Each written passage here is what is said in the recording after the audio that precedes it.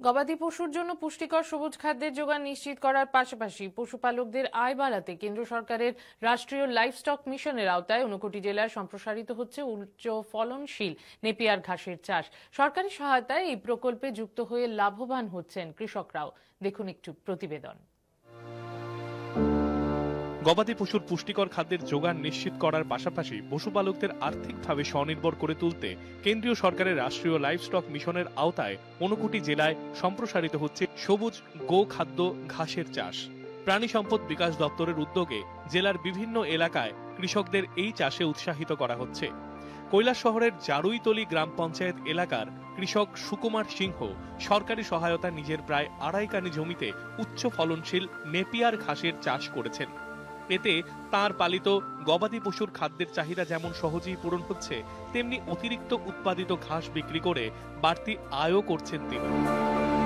বর্তমান অ্যানিমেল ডিপার্টমেন্টের দপ্তর থেকে আমার কাছে কুমারঘাট এবং কৈলাসহরে এই গাছগুলি নিয়ে গিয়েছিল।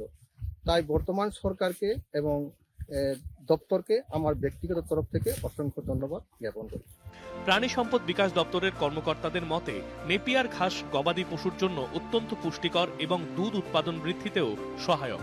তাই সরকারি প্রকল্পের মাধ্যমে আরো বেশি সংখ্যক পশুপালককে এই চাষে যুক্ত করার উদ্যোগ নেওয়া হয়েছে।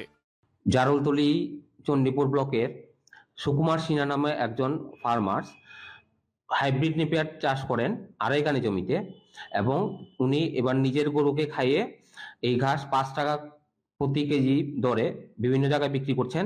এই গত সপ্তাহের ফ্লাডে আমরা 2000 কেজি ওনার কাছ থেকে কিনেছি।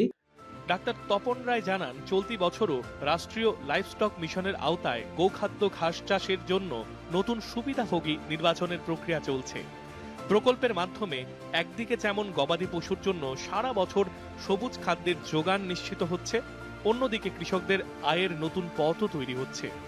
59 জেলা থেকে অনুপম ভট্টাচার্যের রিপোর্ট, দূরদর্শন সংবাদ, ত্রিপুরা।